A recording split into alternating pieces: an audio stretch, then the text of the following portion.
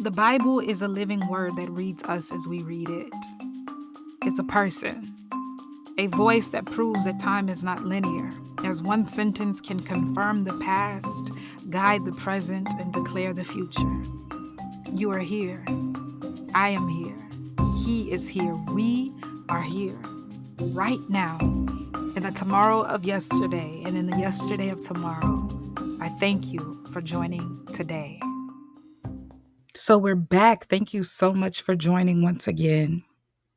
In our last episode, Moses and Aaron went to Pharaoh and let him know God is saying you need to let his people go so they can go into the wilderness, offer sacrifices, and worship him. Pharaoh asked these dudes for a sign like, yo, I don't know who your God is, so show me what he's working with. And so Moses and Aaron performed this miracle powered by God, right? And they dropped their staff and it turned into a snake. And then the magicians of Egypt also dropped their staffs and they turned into snakes also. But we saw something really interesting. We saw that Aaron's staff or his snake actually ate the magician's snakes. I want to point out because it's really important to note this for this episode and future episodes. In ancient Egypt, they actually had a lot of deities, a lot of gods and goddesses. And many of these gods and goddesses were depicted by animals because it was believed that the god would take on the characteristics, the strength, the skill of these certain animals. And so, what's really interesting about last episode, or the fact that God would have Aaron's snake to eat the magician's snakes, is because one of the Egyptian gods was actually represented by a snake. And he was said to have swallowed 7 cobras, and that made him invincible, or he was immune to being harmed by magic. And here we see these magicians have their snakes eaten. It's as though God is actually mocking the gods of Egypt in this miracle. One thing I spoke about last week is how God's power is far more superior than the powers of magic, sorcery, witchcraft, any of those things. And we saw that demonstrated in the first miracle that they performed before Pharaoh. But when Pharaoh noticed that his magicians were able to imitate what God did, Pharaoh wasn't moved. He was just like, all right, whatever. Like, I'm not letting your people go. He was very stubborn.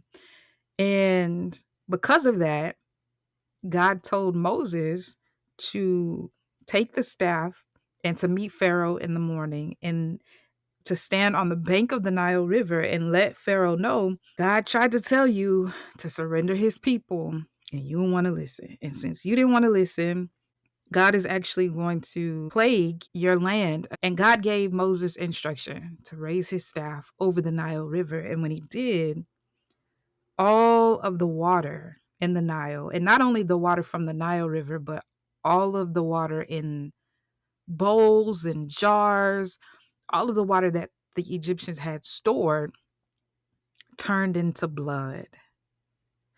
Now, the Nile was highly reverenced because they considered it to be a source of life, which makes perfect sense, right? The people were able to drink of it, the animals were able to drink of it, the land was able to flourish as a result of this river. But now it turned into blood. So it was lifeless. The fish started dying. It was rank. It was stinking up the place. And the magicians, once again, showed up really thinking that they had some power. They took the water and they also turned it into blood, which to me makes no good sense at all. I can just imagine God looking down and saying to himself, look at them trying to be like me. Because these magicians took the water and turned it into blood. Wouldn't it have made better sense for them to have taken the blood and turned it back into water? But that just speaks to their craft, right? They could only imitate what God was doing. They couldn't reverse it. I'm going to say that one more time. These magicians, these men who were very skilled in a craft that tapped into an energy that was not of God, could only imitate what God had done. They could not reverse it. That's important to note because God is, has been, and will always be greater. I mentioned this in the last episode. I'm going to keep mentioning it because it's important to me that I drill the point. There are a lot of things that's like, oh, yeah, I'm going to do this because I can make things happen. And and it doesn't always look like opening a book or standing over a cauldron or chicken feet or anything like that. It can be a lot more subtle than that.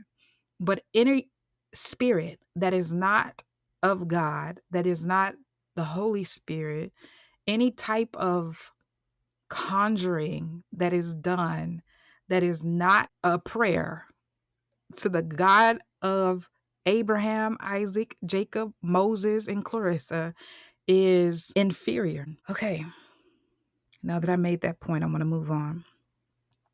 So it says that Pharaoh just went to his palace. He wasn't trying to, he's like, listen, okay, cool. I see you turn the water into blood.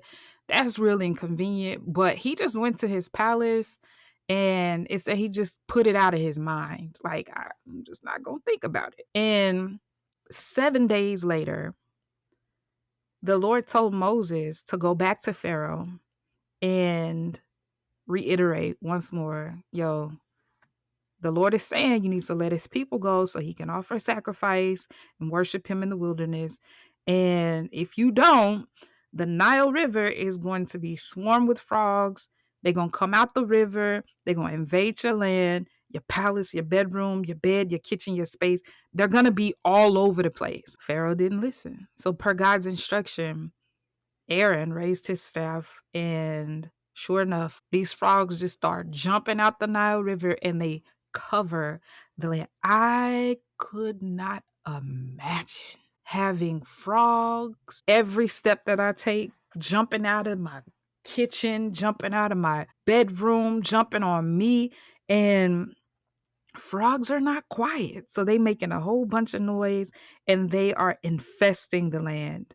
And the magicians were also able to do, once again, they were able to do the same thing. Couldn't reverse it.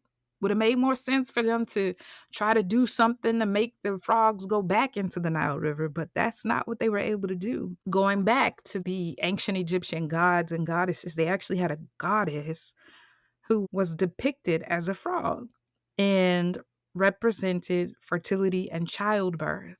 Now, look at how poetic God is. The children of the Hebrews were thrown into the Nile River, and God brings this symbol of childbirth out of the Nile River and infests the Egyptian land with them as this reminder, almost like everything that you threw in, I'm bringing out kind of thing. It was very poetic. And so everywhere the Egyptians turned, there were frogs. And since their goddess was sacred to them and was depicted by a frog, it was strictly forbidden for them to kill the frogs. They were powerless to even do anything about it. Pharaoh finally, he got to his wits' end and he's like, yo, I can't take it. I can't take it. Go get Moses. And so he summoned Moses, and Moses he stood before Pharaoh, and Pharaoh threw in the towel. He's like, listen,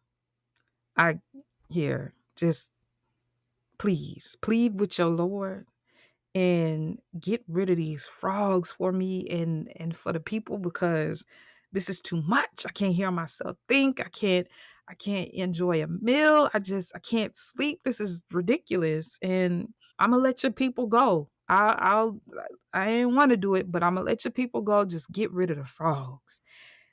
And so Moses, I imagine he had his hands crossed in front of him and he was standing straight and he kind of had a smirk on his face.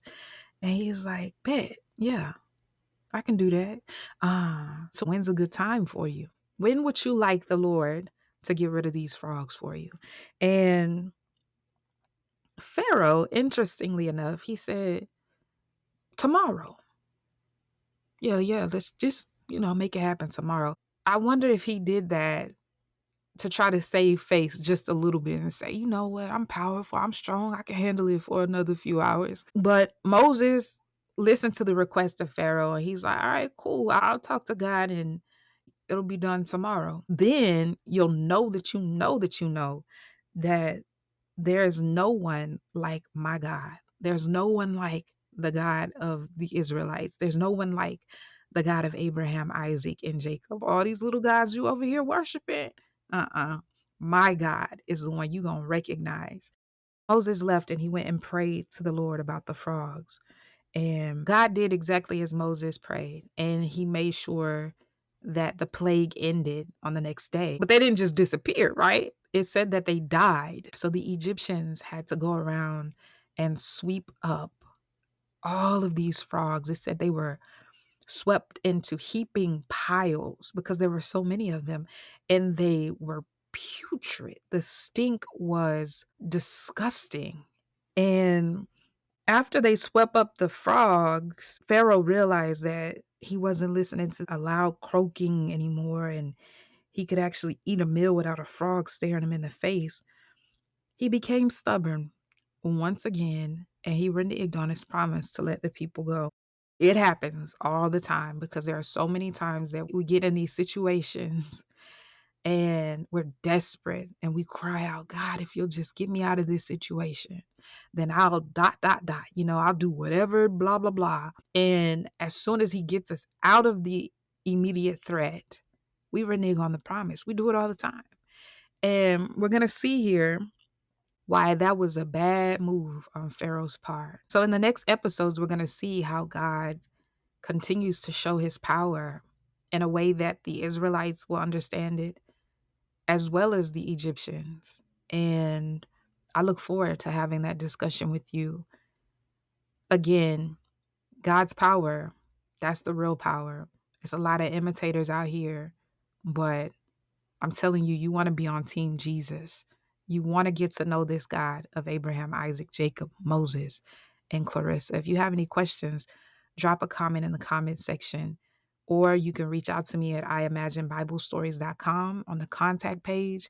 And while you're there, pick up your copy of Moses, the Misfit, the Thug, the Called, because we're going to be discussing the story of Moses and the Israelites here in the next few episodes if God blesses me with the opportunity to record again. Until then, bye for now.